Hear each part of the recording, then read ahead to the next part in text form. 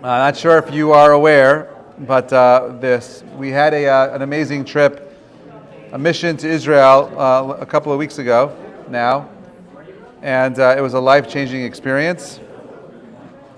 We're going to do it again, Bezrat Hashem, in a few weeks over Christmas, December 3rd, 23rd to the 29th. I'll post the details, Bezrat Hashem, later tonight or tomorrow. It's limited seating, and it's going to be, a powerful experience. I tell people that going to Israel now is not just a reward for you and on your soul, but it's just the ability to uplift and inspire so many people by doing so little is a unique opportunity. And if you can go, you should go. You can't really appreciate what's happening in Israel until you were there yourself. But okay, so having said that, Torah on Tap is co-sponsored by Hannah Herman on her Hebrew birthday in honor of our brave sisters and brothers in Israel and those fighting in the evil in Gaza. May Hashem protect them. In addition, with love and kindness for our teachers who show up every week for Torah on Tap. That's Rabbi Mizrahi and me. Torah on Tap class is also co-sponsored, and Rabbi Fari and Rabbi Hadjoff. But we're here. We're the ones that showed up tonight. That's all I'm saying. All right. It's also co-sponsored in loving memory of Adida Esther Bat Shmuel Avraham Alav Shalom, dear friend who had sadly passed away this past Shabbat by Michael Horowitz. May her neshama have an aliyah. Can I borrow someone's camera for a minute? I just got to take a picture of the group. My camera's being used.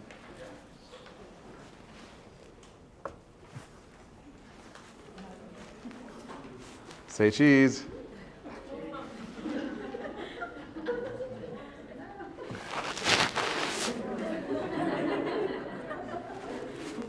You can send it to me? Thank you. Okay, great. All right. We are in the middle of Positive Thinking 101.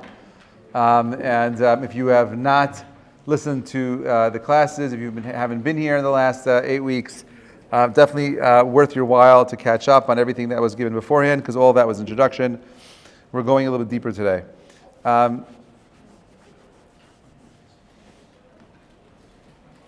It's so easy, especially during these times of sadness and stress with what's happening in Israel, to kind of almost feel like we're in a hopeless situation. You're watching people in the streets chant things like "gas the Jews" or like "Hitler was right," or even things that are more profane and more disturbing and more disgusting. You have massive national organizations that, for whatever reason, have been so slow to condemn what happened to all those women who were mistreated, raped, abused, tortured by Hamas. Zero condemnation until today. There was some condemnation actually on Friday by the UN Women's Group, which is kind of sad that it took so long. If it was any other group on the planet, there would have been something written immediately. This is not an accident. You can't tell me that there are certain sensitivities that you have when it comes to Jews, but you don't have with any other group of people. It's clearly a double standard, and it's intolerable. There are war crimes and there are war crimes. I could understand why people in Gaza, Palestinians, Hamas are frustrated. Okay, it's very hard to beat the Jews, and they have one of the most stubborn neighbors on the planet. They're not going anywhere. There's no scenario where they're going to give in or give up. They're going to fight till the very end, and they're going to win because they love life. You cannot defeat a group of people that truly love every aspect of morality and truth versus another group of people who are lost into this death cult of killing yourself for paradise. It doesn't work. So in the end, I'm confident that Eretz Yisrael will win, no question about it. Am Yisrael will win, no question about it. And the only question is how can we do this in a way where we help the people around us to catch up to the moral clarity that all of us have. Okay, but it's so easy in this space right now, because I felt it. I've definitely felt that helpless feeling of where are we going with all this? It's such a horrible situation to be in. It's terrible for the Jews, it's terrible for the Palestinians, it's terrible for the world. We have so much good that the world can produce if we just are put into a position where we can actually do it, and instead we're wasting our time with stupidities. I have slept terribly the last almost 60 days since the war started. My nights are not. I don't get the deep sleep anymore. I'm a walking zombie. I have stomach pains. I'm like stressed out. It kills me that we're here. We shouldn't be here. We should not have. This situation that happened on October 7th was relatively a calm pogrom compared to the pogroms of like the 1890s. All right, from 1890 to 1893, those 3 years, there was some, tens of thousands of Jews in the former Soviet Union, Ukraine, and Europe that were murdered, abused, tortured in ways that were even more imaginative and more creative than Hamas. Men, women, babies, horrible mobs where, can you imagine how helpless you were as a Jew in those places where you try to protect yourself, to defend yourself, because you knew they were coming, especially around this time of the year. Christmas time was when it was really bad for Jews, right? And we go out, with our lack of sensitivity, and we kind of piggyback on some of the festivities, unaware that this is the time of the year historically for Jews, was the most dangerous time for Jews. So there were small groups that would protect themselves, try to protect themselves, and when the police in those local areas would see Jews protecting themselves against the lynch mobs that were coming after them, they would shoot the Jews for protecting themselves.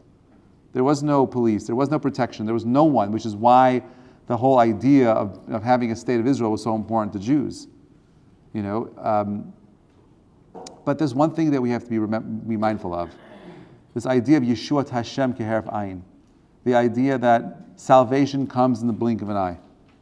And we forget that. And the reason why we forget it is because we become cynical about life. And I'm not just talking about what's happening in Israel, I'm talking about our personal lives. How many people feel frustrated just about their, financial situation, their jobs, their personal lives, dating, parents, family, siblings, cousins, relatives. There's so much of it. And it feels like you're stuck in a scenario that's a loop and you can never change. I've had 3 different people this week call me to ask me if they were cursed. Am I cursed, Rabbi? Do you know how to lift curses? I'm like, is my name Harry Potter?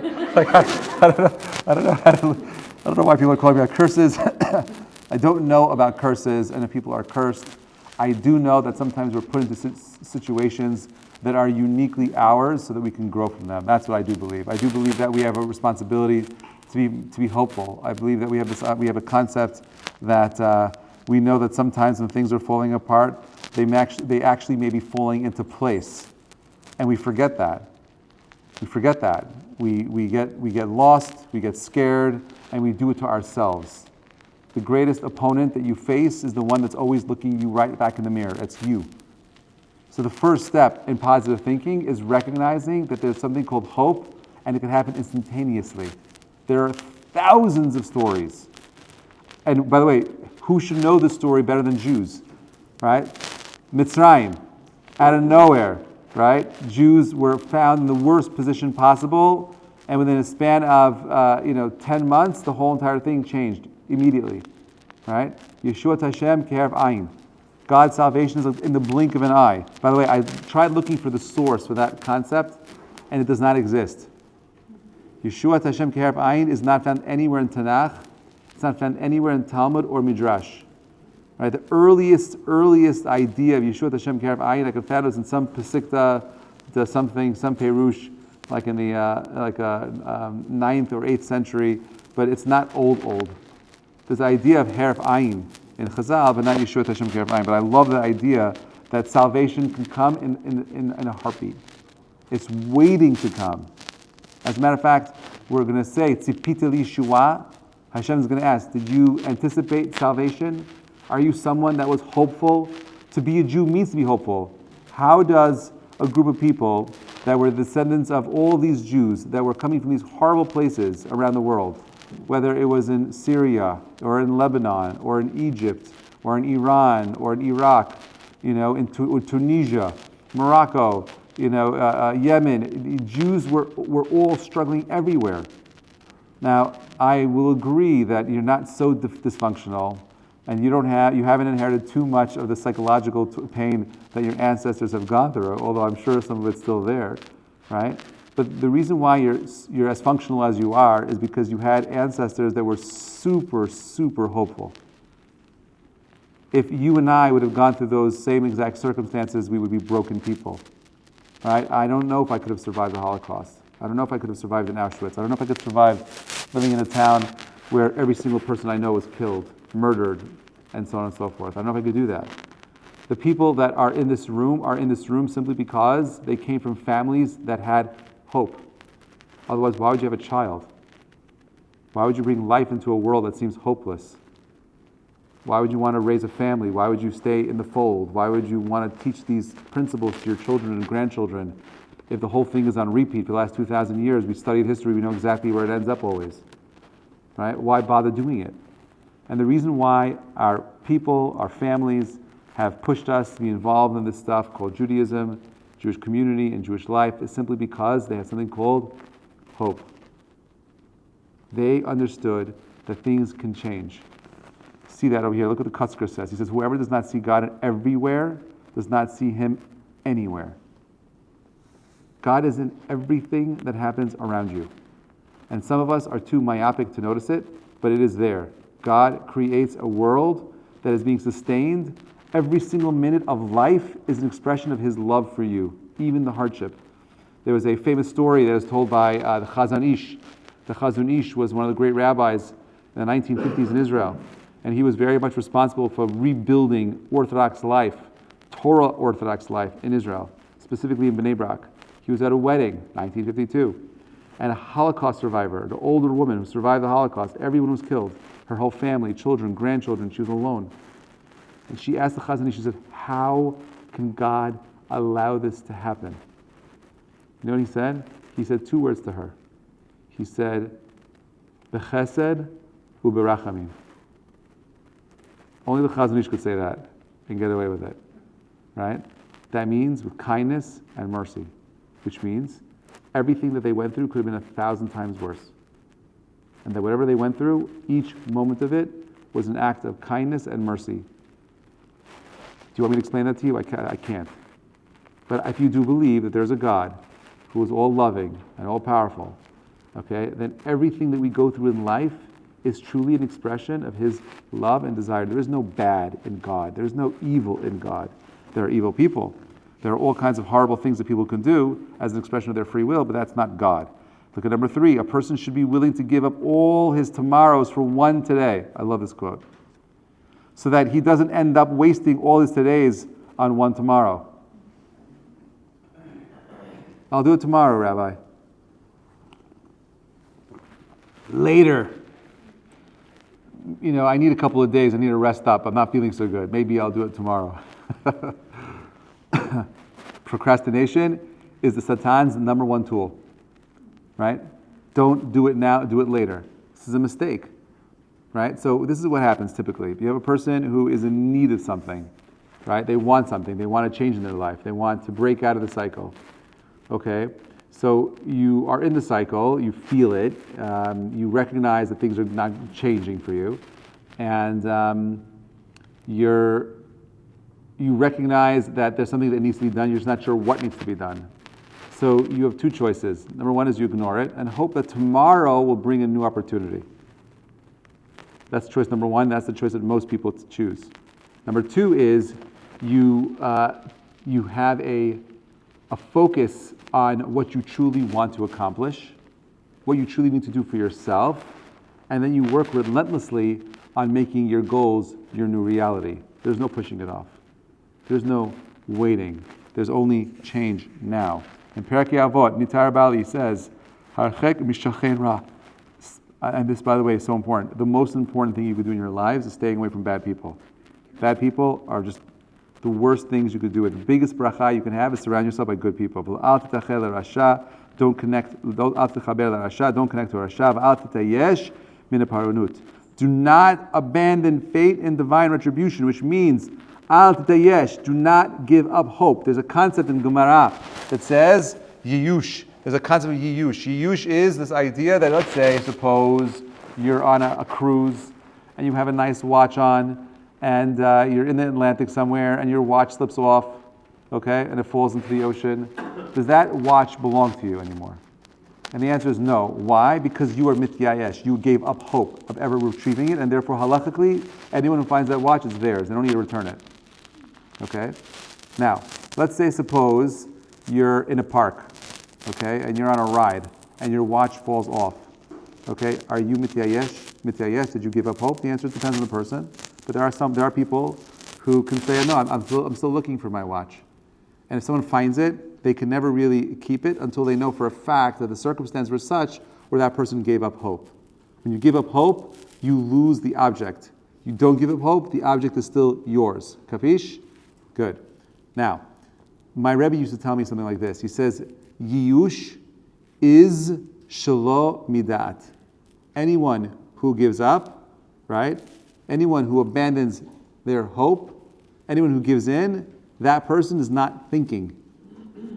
Yush shelo midat, lo have yush. Yush midat. You have this concept in Gemara that says very clearly that anyone who gives up, they give up, they lose ownership. I'm not giving up on anything. I want everything. You have dreams as a person. Don't give up to your. If you surrender your dreams, they're not going to become yours anymore. That's not going to be a reality anymore. Why should you give up hope? Why should you abandon what you want? Just because it hasn't happened right now? It could happen in a minute. You could walk out the door and you could open up the phone and boom, you just won the lotto. It could happen to anybody in a minute. There's a story that is told of a man who he had a family, he couldn't feed them, he had no idea where to find food, so he decided to go to his friend who just became very wealthy. He goes to his compound, his mansion, and the guard there sees him in his tattered clothing. He's like, "Listen, sir, we're not seeing anyone today." So he doesn't know what to do. He's like, I'm just going to sit outside this house until this guy comes, and he sees me. I'll ask him tzedakah. He'll hook me up. And he's sitting there for a few hours. Nothing happens. One of the maids outside opens up the window and throws out like garbage. He's like covered now, and it falls on his head. He's covered in garbage. He's so broken. He's like, I just need to figure out how to feed my family, and then garbage falls on my head. And he notices as he's like cleaning himself off, in one of the things he finds a diamond. Takes it, he looks at it, he's like, he's like, it's mine. He keeps it from Hashem. He goes, he sells it. He has enough food. A couple of years pass. He's in the same situation again, and he goes back to the same exact spot he was before, hoping this guy would see him, hoping some lady would throw out garbage again with some gems in it, whatever it is. Okay, so he sees a rabbi there, and the rabbi says, you're not waiting in the right place. If you want this guy to see you, you gotta get closer. You gotta stand over there, not over there. He's like, no. He's like, I gotta stand right over here. He's like, last time I was here, so and so happened. So the Rebbe said to him, my friend, now that you know that that's the spot, if you can anticipate it happening there, it's definitely not going to happen. Because the way the system works is that it has to happen when you least expect it. If you're going to go to a place where you know something is supposed to happen for you, it's not going to happen. You have to create a space where God says the impossible becomes possible. Because if it's going to be super easy for you to get it at that point, it becomes in the realm of a miracle. Just go there, pull the lever on the slot machine, and then you'll just win the money every single time. That's not what Hashem wants. Hashem wants to create a scenario where it seems like something happened out of the ordinary. Something that you could actually doubt. Something that you could question and say, maybe this wasn't Hashem. Maybe this was something else. God always does that. He always gives us things in a way where it's unclear that it's coming directly from His hand. So that you can have, again, the free will to choose as to whether or not you want to believe.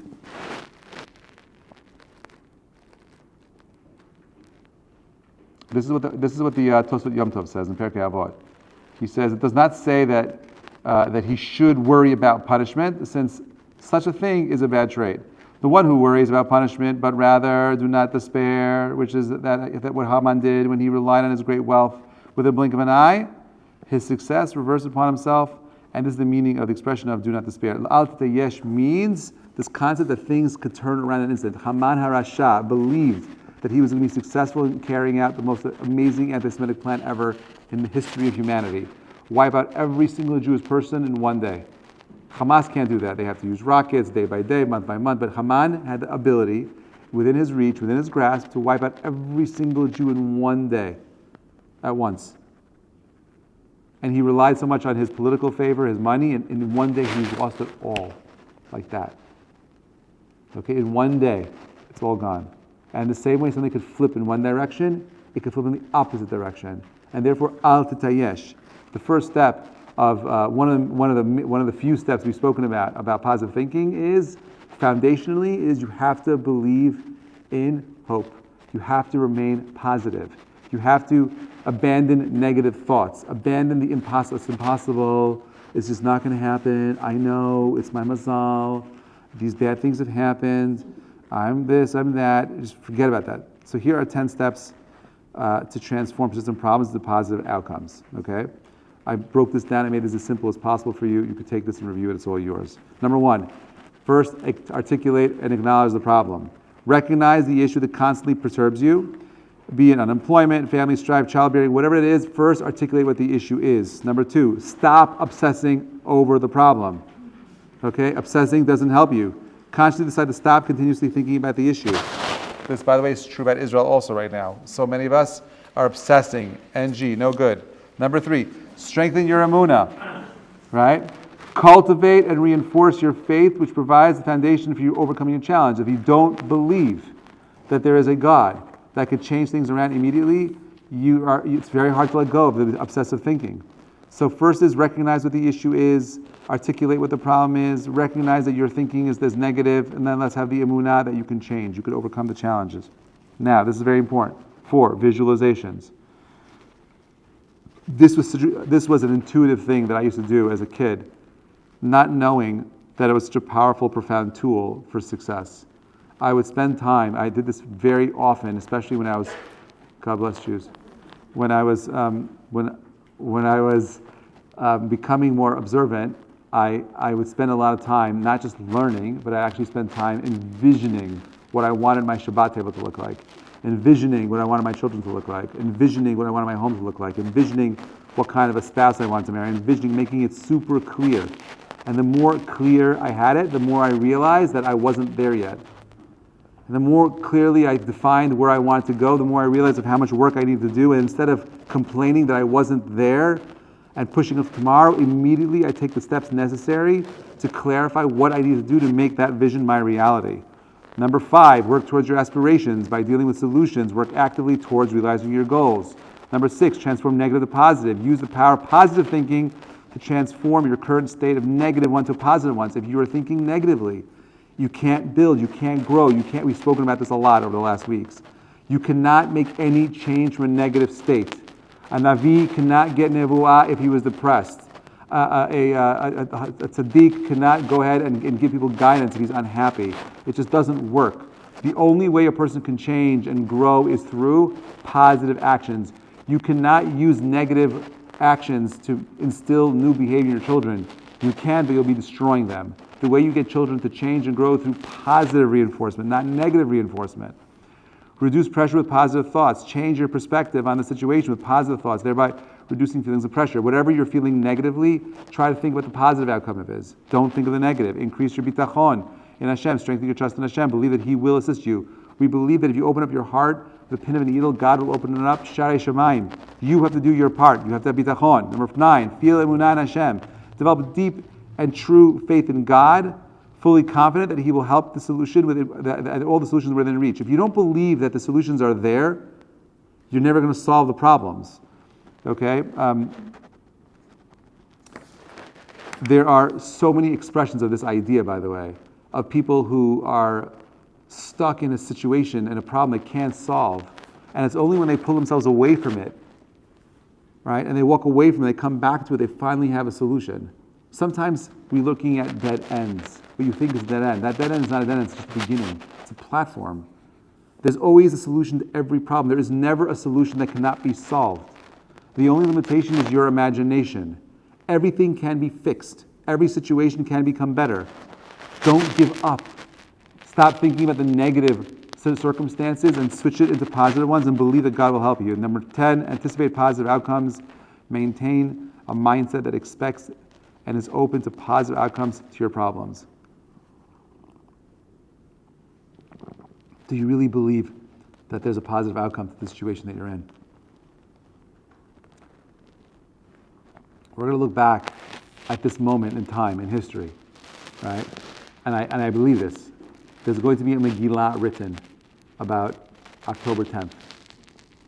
And it's going to have all the names of the people in the world, especially the Jewish people. And it's going to take a note of all of our actions and reactions to the situation. What did we do? Did we believe? Were we hopeful? Did we despair? Megillah of Purim is a joke compared to the Megillah that's going to be written about us. We're all in it. And the cool thing is that it's not over. Remember, the Megillah story took place over a year and a half. It didn't happen instantaneously. The story of Chanukah didn't happen over 8 nights. It was years of battles that took place. And if you want to read more about it, you could open up the Apocrypha and read the book of the Maccabees 1 and 2, and you'll go through all their military, victories and whatnot. Okay? They don't teach it to you in yeshiva, but it exists. Okay? It's just that it's not a book of Nevuah, it's a book of military strategy and whatnot. So they didn't canonize it. But it's all there. You can read it. We're in the middle of a story that's being written. How do you want to be remembered? What do you want your character to be? The annoying person that's always sad and always thinking negatively in the corner? The Debbie Downer? Right?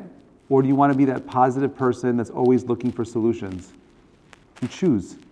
You can become confounded and stuck by your circumstances and feel helpless, or you can become brave, courageous, and be positively believing that all we have is a short period of time to push things into place for ourselves. It's a choice we have to make. It's not your parents, it's not your community, it's you. You're the problem. The circumstance is not the issue. The issue is how you're responding to the situation that you're in. And yet, some people have it easier than others, but who am I to judge? Whoever tries to manipulate fate will eventually be pushed aside, but whoever bends to Hashem's will overcome fate. That's the idea. You have to put yourself into a place where you allow God's will to express itself. Hashem wants to see how patient a person is and whether he is willing to alter his approach to life by recognizing that the affairs of this world do not revolve around his or her desires, but rather that they run according to HaKadosh Baruch Hu's grand design. Some things I can't control. My parents, right? They're my parents, my parents, my parents. But does that mean that they define me, or do they become the instrument of my growth and development? It's a choice. You could see them as the obstacle getting in your way, or you could recognize that they're flawed, like all human beings, and their flaws were there for you to recognize so you can make sure that you don't become that. That's on you. That's not on them. V'chida, we hope for your salvation throughout the day. This refers to the coming of Mashiach. Every one of us has to hope constantly for the ultimate redemption of our nation and look forward to his personal redemption every single day. This idea that the whole world will be redeemed. This is part and parcel of your belief. This is part and parcel of what it means to be a Jew. That Mashiach could come right now. When I was in Israel and I was meeting with these individuals who were displaced at the Leonardo Hotel, 116 families in a hotel. They were there at the time for 42 days already. No home, no clothing, no toys, nothing. So we came there and we came to volunteer to meet with the children and the parents, to give chizuk to the parents. We brought toys for the kids, coloring books for the kids. We were also very lucky there. There's some Christian missionary group that was there with a lot of money and brought these massive balloon like rides for them and whatnot, and a DJ. So we piggybacked off of that. But we were there to make sure that the missionaries weren't missionizing. But that's their way of helping, and that was our way of helping. It was powerful. I could have chosen not to go. I could have chosen not to spend money and go on that trip. I could have chosen to do 1,000 other things. I have a wedding in 4 weeks. I have 1,000 things I need to do. I don't need to be spending time traveling across the planet. I went simply because I recognize that we have a unique, limited time to go out and be helpful. And I want to be the person that's not going to sit back and feel helpless. I want to be the person that's going to get up and use my resources, my time, my effort, my energy to bring as much positivity as I possibly can. Is it safe to go to Israel? It's just as safe as walking the streets of New York. Is it sad? It's so sad. You speak to any Israeli, within 2 or 3 minutes, it's tears. It's painful. When you stop and you think about what's happening there, it's painful. That's okay. But you could either see the pain as a force that's going to drown you and destroy you, or you see the pain as an opportunity to fix and heal. It's your choice. You're choosing. You're choosing. How to realize and solve your problems. Okay, I didn't put numbers here, so let's see how this goes. Ready? Save that for the end. We should have just started with that. What's that? We should have just started with No, I got to build up to it. Okay. Tap into the power of tefillah. The purpose of tefillah, prayer, means introspection. You got to beseech the Lord to fulfill your needs and desires. That means if you want something, once you've articulated, clarified your vision, your goal, like we did in the first 10 steps, next thing is you got to tap into the power of prayer. We believe that you got to pray. You got to ask for what you want from Borei Olam. Fill your mind with positive thoughts. It won't happen if you're thinking of all the negative things. Oh, he's not, she's not, this and that, I'm not going to get the job. You're never going to get a job if you walk into a job interview thinking you're not going to get the job. Not going to happen. Focus on not on problems, but on solutions. I don't want to hear about the problems. I don't want to watch news reports about why things are broken. Why are they not working? Why are the Palestinians so unhappy? Why are the Jews? I don't care about that. I want to know solutions. Tell me solutions. Imagine positive outcomes for your aspirations. Create a tranquil environment. Positive thoughts help create an environment conducive to better interactions with God. If you're naturally a negative thinking person, stop it. Right? Because those thoughts are your thoughts. You can change those thoughts. Don't allow those thoughts to be negative. That means you have to work on having positive thoughts. Forget the problems, reduce anxiety. By focusing on positive thoughts, you can reduce anxiety and pressure. Anxiety, stress is like a permanent feature of this generation. Why? Because we allow our emotions to carry us into negative states. You don't have to. You know, I worked in a mental institution for 4 years. I know it explains a lot. And one of the things that I used to do is I used to work with individuals who had a emotional breakdown, and they could no longer function in society, and they were put into these homes where they were working with a psychologist, psychiatrist, and a social worker to help them implement what we call DLS, daily living skills, right? To give them the tools they need to get back to become normal members of society.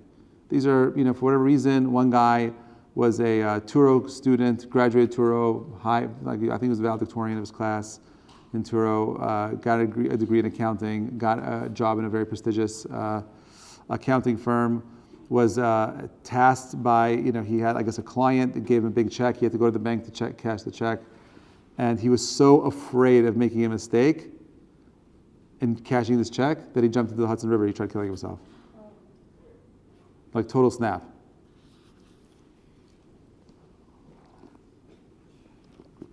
And I used to work with this guy to try to help him control his thoughts. Now, he was on crazy medication.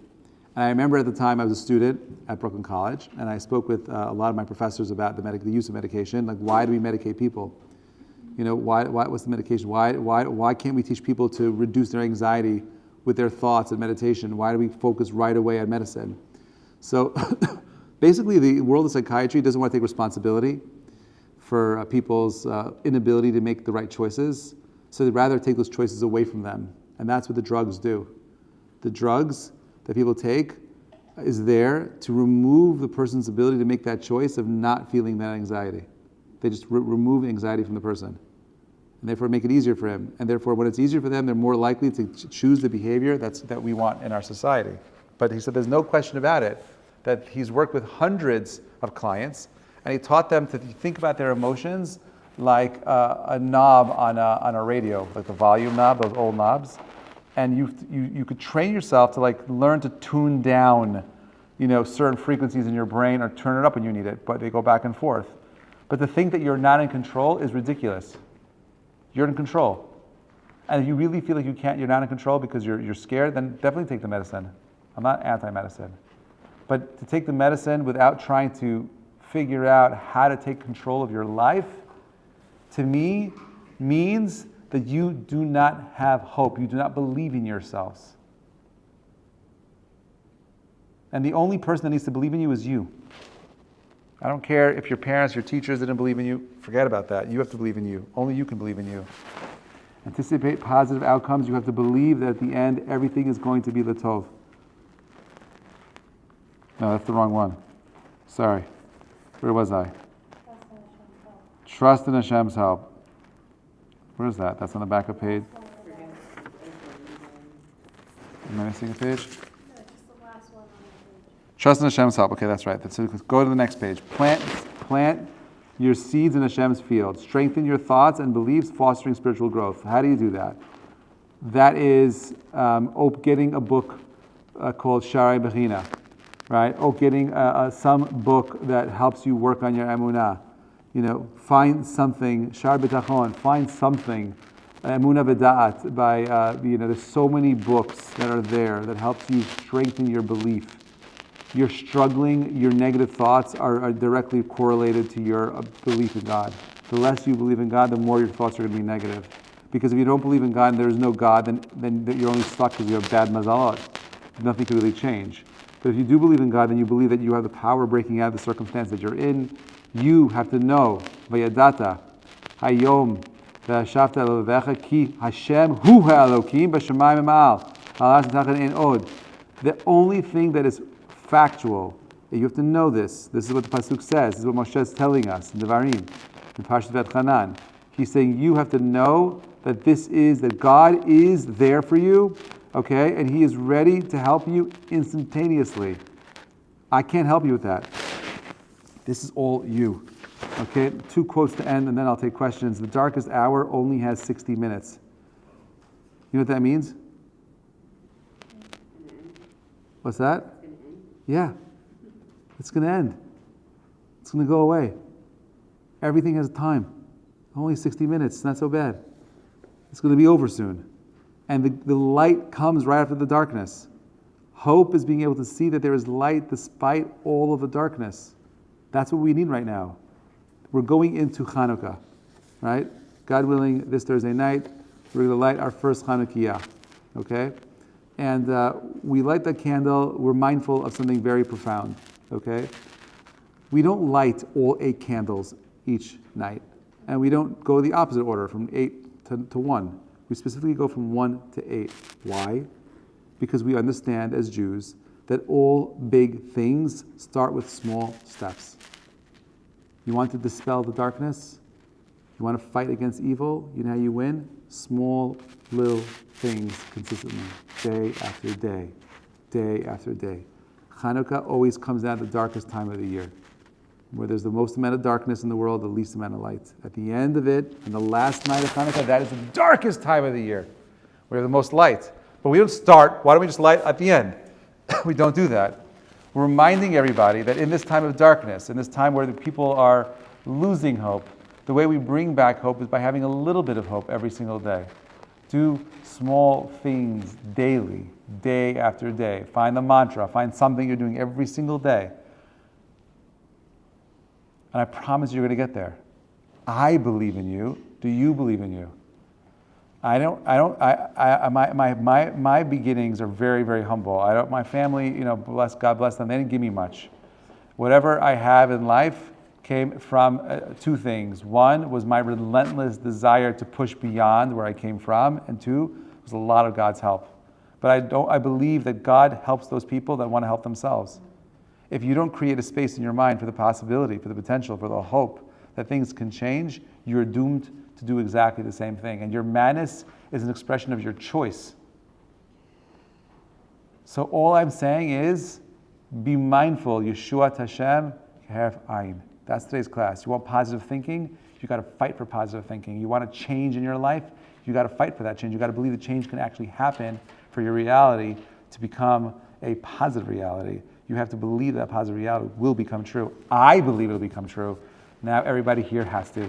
Wishing you all an amazing night. We should have a happy, as they say, Freilich Chanukah, a night of happiness, of simcha, a night of clarity, and most importantly, the recognition that you do have the power to change. You do have the power to grow. We could change everything around in the world together, but you have to take that first step. Have an amazing week, everybody. Thank you so much for coming. We'll continue the conversation with Bezrat Hashem next week. Any questions before we go? Questions, comments, concerns? Anyone disagree with anything I said tonight? Yeah, You have negative comments? Nothing going, yeah. how do you deal with comments that are like, this is easy, or a kid, and then changes to the past, death, loss of a limb, something that's just big. Legalities, certain things, like going to jail. How do you overcome death or sickness is one of those problems. Right, so like things like that, like big things, like death, sickness, going to jail. I would say that the first thing is that like there's two different scenarios. One is death, is something you can't control. It's just Hashem, that's Hashem. And we know that every single person has a limited amount of time here. And we believe that yesh din v'dayan, that's why we say Baruch Dayan Hamet, right? We believe that there's justice, and that however, even though we don't understand it, everyone has the opportunity of doing what they need to do in this world, and only taken when their mission is finished. So you can choose to see death as the end, but I see death as a prosdor, as a corridor to another realm. It's not the end. It's a perspective. Yosef HaTzadik, this week's parsha, went to jail, 22 years in jail, and it was a dungeon. Okay. It was a horrible place. And you know what he did the whole entire time he was there, by the way? He was positive. Would you be positive for being in jail for 22 years? Right? Did he give up hope? Nope. Right? He lived in a world where he had complete emunah that whatever was guiding him was going to get him to the right place. You choose how you're going to respond to the situation you're in. I started the story of the Holocaust survivor who told his children that when he was in the concentration camp, he chose to be positive. He chose to be someone who was going to help everybody. He was such a helpful person that even the Nazis had to have quotas for who they were going to kill. They Badafka ignored him because they liked him so much. It's a choice. You could either be in a situation and just like, I'm stuck. I can't. You're never stuck. The only thing that's stuck is your mind. Your mindset is stuck. But you could be a prisoner in jail for 22 years, like Yosef HaTzadik, and reach the highest level of spirituality. Read Nathan Sharansky's book, Fear No Evil, if you want to be inspired. It's an amazing book, definitely a great book to read over Hanukkah. This is a man who was in jail for 7 years in the Gulag. He was put in solitary confinement for like 140 days, but I think the maximum was like 11. Okay, the guy he chose to remain positive. He would make fun of the prison guards and say, I'm not in jail, you're really in jail. He said, because you're stuck, you believe in communism, and you can't say, I could curse out the government, you can't. He would just make fun of them the whole entire time. There's a choice you make. It's an attitude. But in order to be a Jew, if you want to understand where you come from, hello, if you're sitting in this room tonight, it's because you come from grandparents or great-grandparents. I can't speak about your parents, but for sure your grandparents or your great-grandparents, for sure your great-great-grandparents were the most hopeful people on the planet, because they weren't, you and I would not be here right now. Think about that. Think about where you come from. You come from the most hopeful people on the planet. If you want to learn something from the previous generations, it's never abandon hope. To have hope means to love. To have hope and love means there's positive, there's ability, there's movement, there's a new bounce in your step. As we get older, we stop hopping down the streets because we lack hope. A child gets out, he imagines he has a sword and a shield, he can fight dragons, and anything is possible because there's hope, the possibility of a better, greater world. Don't give up on that. Okay. Any other questions? Have a great night, everybody. Thank you so much. Scattered applause. Thank you.